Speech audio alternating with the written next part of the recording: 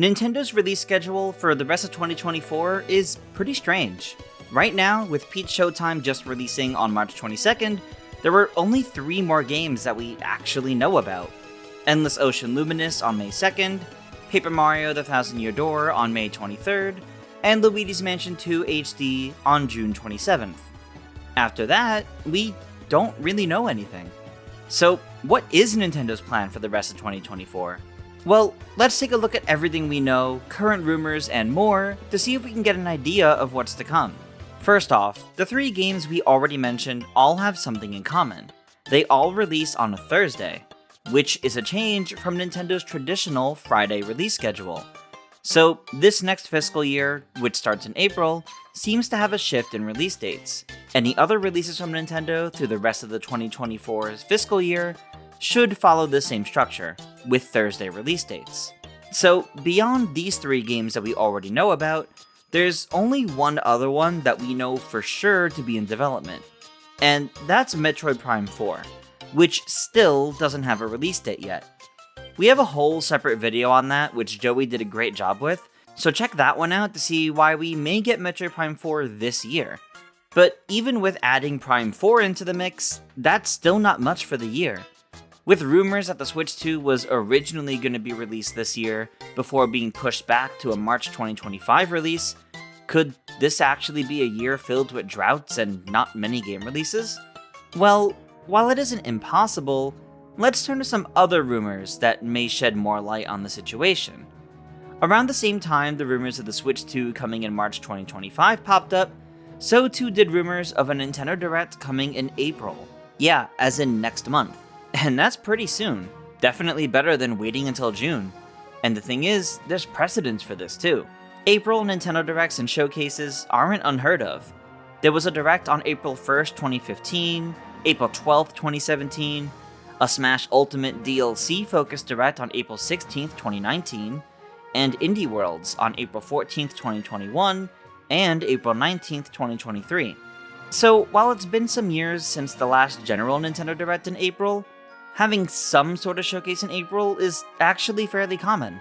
And this makes a lot of sense too, allowing Nintendo to start the fiscal year, which starts on April 1st, with a big showcase to show everyone what's coming soon.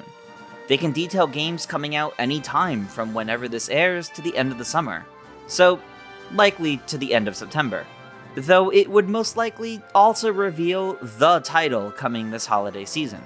Of course, an April Direct would practically guarantee that we see new trailers for Paper Mario The Thousand Year Door and Luigi's Mansion 2 HD, since they're currently the next big releases coming up. Plus, Nintendo has already teased new gameplay features for The Thousand Year Door, and that would be perfect to showcase in a Direct. The September 2023 Direct showed off new features for the Super Mario RPG remake after all. Plus, these titles showing up in an April Direct would explain why the Mario Day event only really promoted the release dates and not much else. And if we get an April Nintendo Direct, there's a chance we could see some Shadow Drop titles as well. There's currently no Nintendo release slated for April, so a Shadow Drop could fill that slot. Perhaps we could see Metroid Prime 2, or even Prime 2 and Prime 3 get Shadow Dropped. The original Metroid Prime Remastered was Shadow Dropped during last year's February Direct, and the June Direct of last year Shadow Dropped ports of Pikmin 1 and 2, so it's entirely possible. And with Metroid Prime 4 eventually releasing, getting 2 and 3 on the Switch before then would make a lot of sense. Or maybe we could see Luigi's Mansion 1 get ported to the Switch, and Shadow Dropped before 2 HD releases, making the whole Luigi's Mansion trilogy available on the Switch. But speaking of some GameCube ports, there's another rumor that's been circling around for years that we need to talk about here. Well, I say GameCube ports, but in reality, they're more so Wii U ports. That's right, I'm talking about The Legend of Zelda Wind Waker HD and Twilight Princess HD. If these Switch ports ever truly existed, this is the perfect time to release them, when the next console has been internally delayed and more titles are needed to fill out the year. Come on, Nintendo, break open that glass and give us Wind Waker and Twilight Princess on the Switch already. Please? Honestly, these pair of Zelda titles have been so shaky over the last 5 years that I'm not entirely convinced that they're ever really happening. But if they ever will, now is the time. So beyond various rumors, is there anything else we can use to predict what the rest of this year may look like from Nintendo? Well, there's a few things actually. First up, let's talk Mario Party. Hear me out.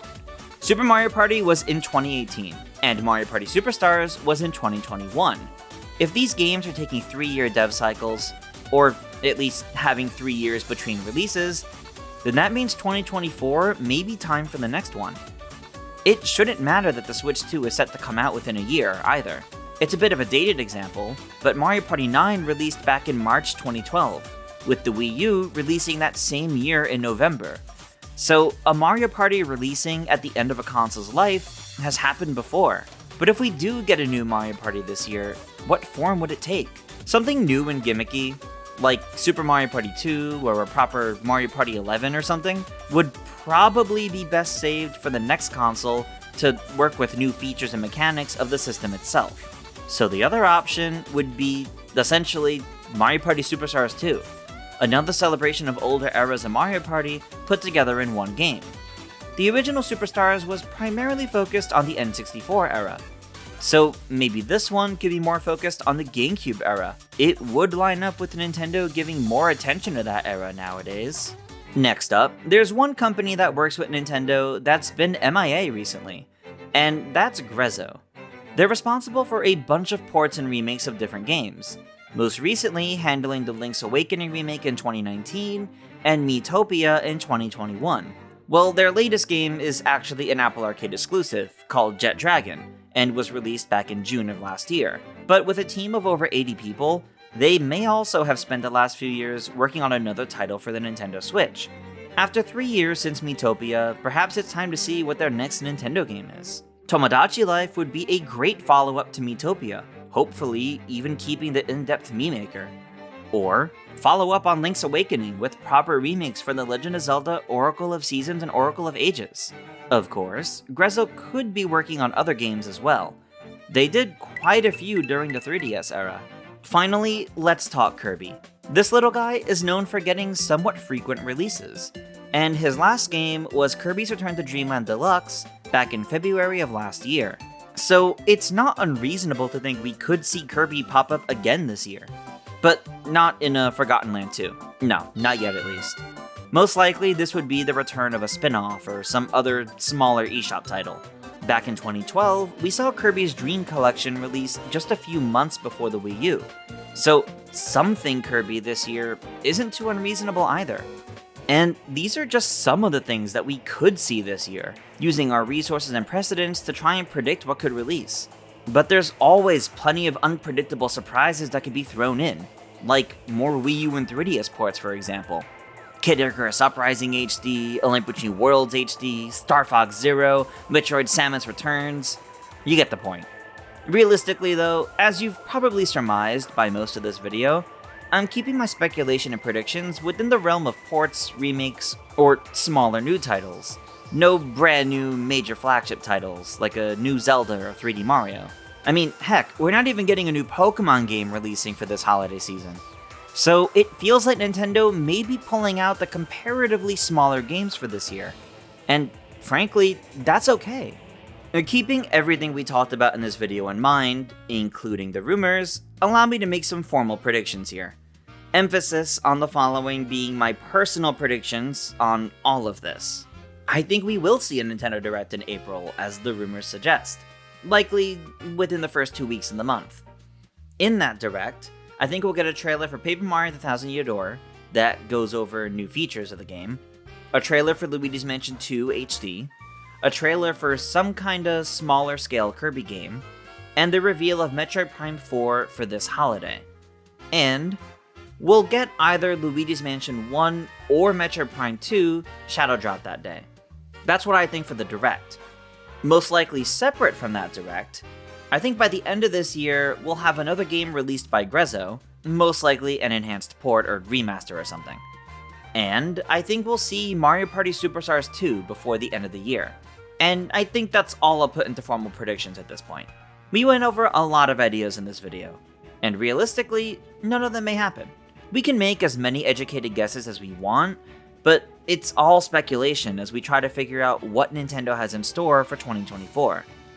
Either way, I feel confident that we won't have to wait too long before we get a better idea of what Nintendo has coming after Luigi's Mansion 2 HD in June.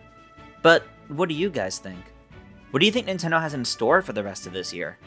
Let us know your thoughts in the comments below, and stay tuned to GameXplain for plenty more on Nintendo, and other things gaming as well, of course. Until next time, farewell.